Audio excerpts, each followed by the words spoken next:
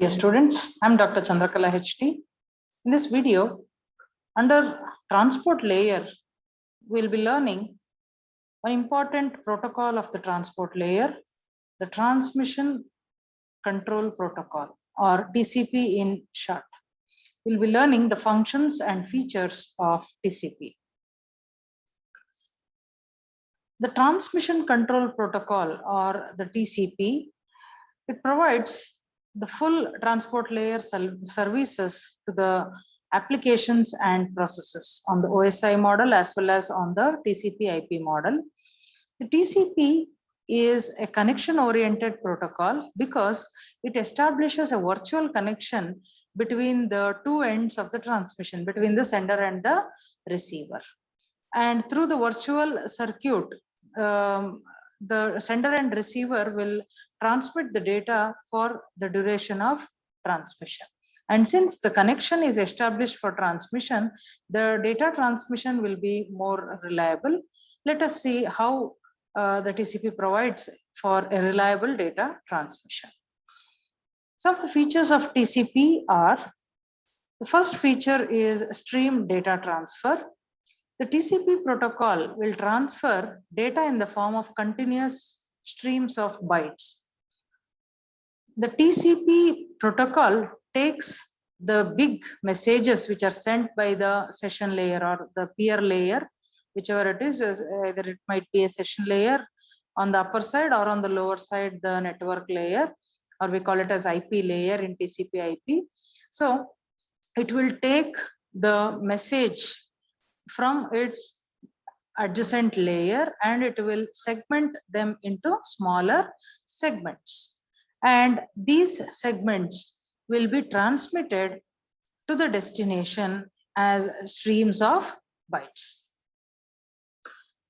Now to achieve reliability feature, the TCP will assign a sequence number to each byte which it is transmitting.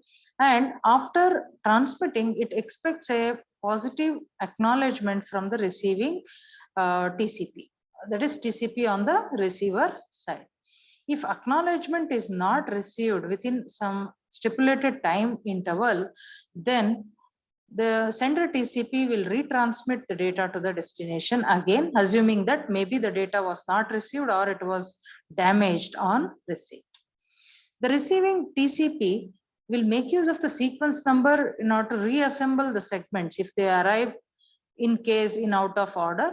And also the sequence numbers are useful to eliminate duplicate segments. So duplicate segments occur when a segment is delivered more than once on the receiver. The third feature of TCP is flow control. When a receiving TCP sends an acknowledgement back to the sender, it can indicate the number of bytes it can receive without overflowing its internal buffers. The number of bytes which the receiver can receive without overflow will be sent in acknowledgement in the form of highest sequence number which can be received without any problem. The number which is given for the acknowledgement will itself give a logical understanding to the sender about how many bytes can be received by the sender without swamping its buffers. And this mechanism can also be referred to as window mechanism. The receiver has a receiving window and the number of bytes which can be received by the receiver without overflowing its buffers is indicated by the size of its receiving window. So this itself can be sent back as a indication on the acknowledgement. The next feature of TCP is multiplexing. So multiplexing is a process of accepting data from different applications and forwarding these to the different applications on the receiver on a single connection. So using a single connection to transmit data of different applications is called as multiplexing. At the receiving end, the receiver TCP will take the data and demultiplex the data, that is separate the data pertaining to the different applications and deliver them to the correct application.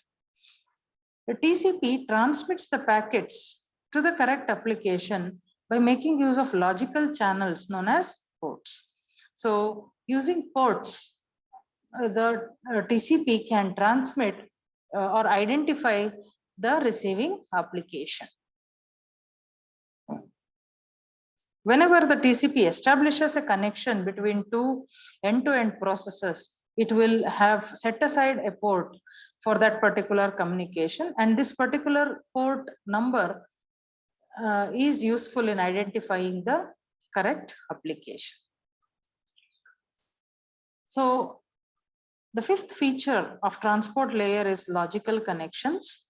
The transport layer protocol or TCP protocol will establish a logical connection, which is a combination of sockets, sequence numbers, and window sizes. So these three parameters together are called as a logical connection. So each connection will be identified by the pair of sockets, which is used by the sending and receiving process. So between the sending and receiving packet, there will be a socket of communication, and the message segments will be having sequence number in order to reorder the frames or reorder the segments at the receiving side. And window size is useful for indicating the flow control information. That is the highest number of bytes the receiver can receive without overflowing its buffers. So these three parameters are called as logical connection. The transport layer or using the TCP will establish a logical connection between two processes for communication. The TCP also supports full duplex communication. In full duplex service, the data can flow in both the directions at the same time. So between the logical connection established by the TCP, data can transmit,